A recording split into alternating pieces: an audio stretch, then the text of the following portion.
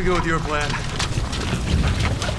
So we all remember how terrifying Nemesis was in Resident Evil 3, being dubbed the Pursuer Tyrant as he hunts down the remaining STARS members in Raccoon City, where he was able to chase after Jill throughout the game, giving us so much tension during our gameplay that we haven't seen before for its time. But there is one other monster out there that can be compared to Nemesis, with the way he hunts down our protagonist and how relentless he is overall. The monster I'm talking about is Ustanak from Resident Evil 6. Anyways, what is up you guys, this is Hey DeVuH, and in this video we're going to be doing a breakdown of Nemesis vs Ustanak and see how they both compare to one another and which monster would win if both of these behemoths would face off against each other. We'll also cover their overall gameplay in their respective Resident Evil titles and do a quick synopsis of who they are and how they made an impact in their games. But before we get started, if you guys are interested in other Resident Evil analysis and content, please feel free to check those videos out on my channel. I'll leave a card to the playlist on the top right section of your screen so you guys can check it out. Alright, so starting off, let's do a quick synopsis of Nemesis from Resident Evil 3 and see what he's all about. So Nemesis was a T-type Pursuer Tyrant sent by Umbrella with a mission to eliminate the remaining members of STARS,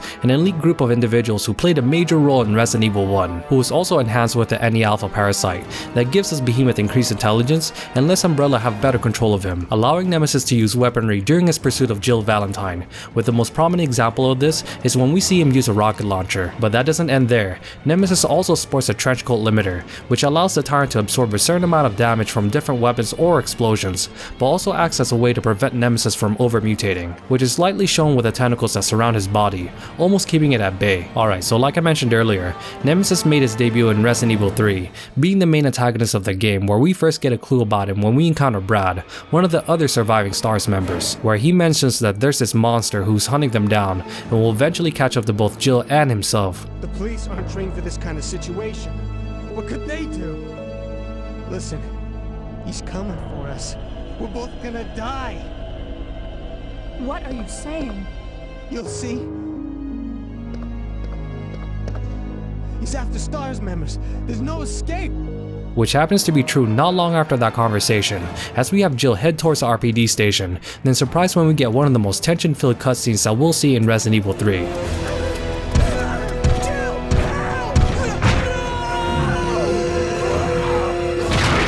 Seeing Brad completely overpowered by this Tyrant, showing no mercy whatsoever as he sets his eyes on Jill, becoming the nightmare that we all remember him to be.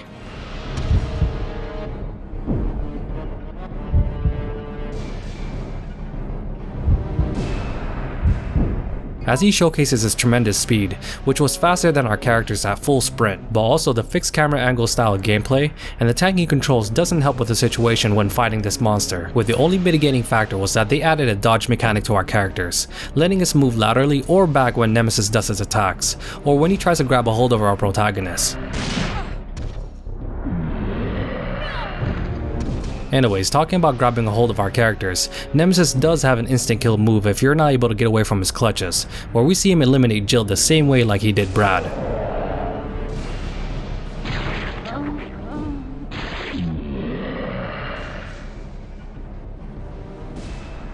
But after covering Nemesis in his base form and gameplay, he does mutate into his second transformation, where he's able to do all of his previous moves, but has added the use of his tentacles, which allows him to both drag our characters closer to him, and he'll proceed to flail us around like a ragdoll.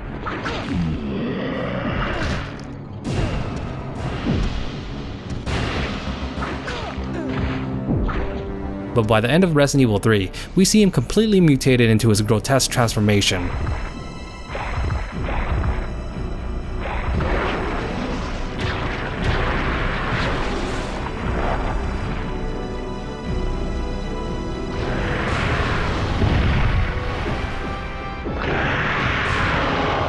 Where he loses the ability to do almost all of his previous moves, and now he's relegated to crawling on the ground and spitting acid from a distance. But I have to give credit to Nemesis that he's very resilient in this form, which is shown when he's able to take a couple of shots from a rail cannon.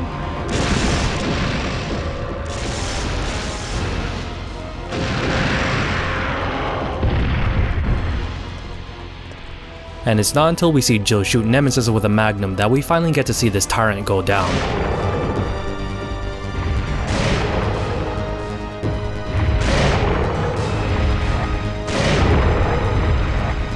Stars, I'll give you stars.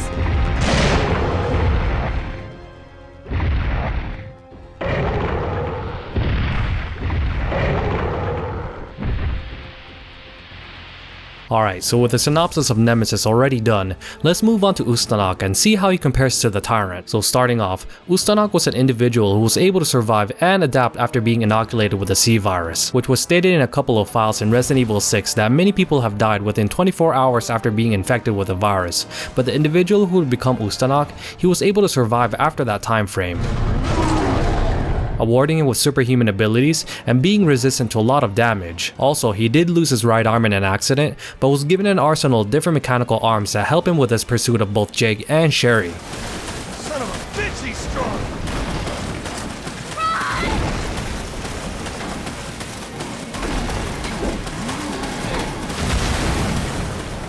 With this monster overall can be compared to Nemesis with the way how he tracks our characters throughout the game, which was highlighted when he uses other BOWs to help find our protagonist, and is quickly seen running towards the last known spot that we were detected, and if we're not fast enough to hide from him, then this may happen.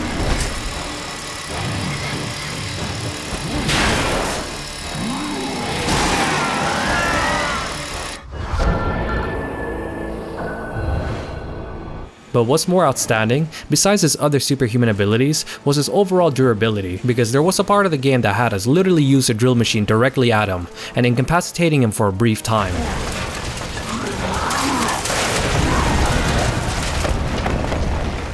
We did it. We beat him. But we later see him again at full strength, continuing his hunt for our characters. Friend of yours? More like an ex-girlfriend. Guy doesn't know when to quit. Welcome to the club. You get used to it. So overall, both of these monsters display many similar traits that had them become a great pursuer type of BOW, being a constant thorn to our protagonists during our playthrough in their respective Resident Evil title. But the question that's been brought up to me from the many other Resident Evil fans out there was that who would win between a fight of Nemesis versus Ustanak. So let's start off with their overall resistance and their ability to stay strong in a prolonged battle, where I mentioned earlier that both monsters have displayed their resistance to a lot of damage from a variety of weaponry, with Nemesis being able to take explosives at close range.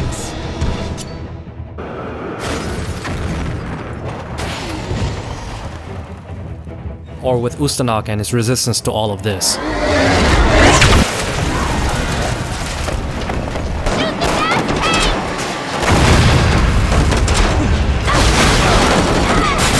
So when it comes to their resistance and prolonged battle, I'll have to give an edge to Ustanak over Nemesis, because even with the constant damage that he's received during the game, he still retains his pinnacle form, not over mutating into a grotesque monster, who is severely hampered and has lost most of their ability like the Tyrant did by the end of Resident Evil 3. Enough of this cat and mouse bullshit. Come get some, you ugly son of a bitch! So next, let's cover their overall gameplay and battle mechanics, where we see both monsters show a variety of attacks that has kept us on our toes when facing them, with Nemesis being able to outrun our characters, while at the same time use his rocket launcher or his tentacles. Whereas with Ustanak, he shows his variety of attacks depending on his weapon of choice that he places on his right arm, where we see him use his standard claws, I don't think he's too keen on us leaving. We'll just have to get over it then, huh? or to the way he uses his heavy artillery when chasing our characters, while at the same time hanging onto a helicopter.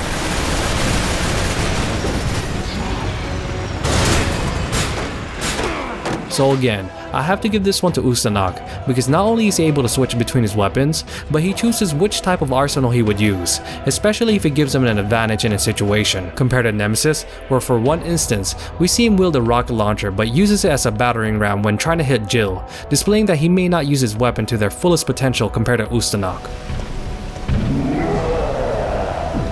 But I have to give both monsters high remarks when it comes down to their overall tracking ability, as we constantly see them pop in at the worst possible times, never letting go of that tension that they produce during our playthrough. Anyways, the next question that comes up is who would win if both monsters confronted each other face to face, possibly seeing both behemoths use a variety of attacks to try to one-up on each other, where they both have a close and long-range attack, while at the same time being able to show their strength during their face-off, giving one another a difficult time, regardless of the situation. But in the end, Nemesis Nemesis may eventually fall due to Ustanak's variety of different arms, while also having the possibility of mutating into an unfavorable transformation, whereas with Ustanak can retain his peak form even after being severely damaged in any battle situation. So overall, even if Nemesis does lose, we have to give credit to the Tyrant that he may have been the foundation that would help Ustanak be the monster that he is known today, because it was with Nemesis that we had a monster who can run at us at full speed, constantly on our character's tail.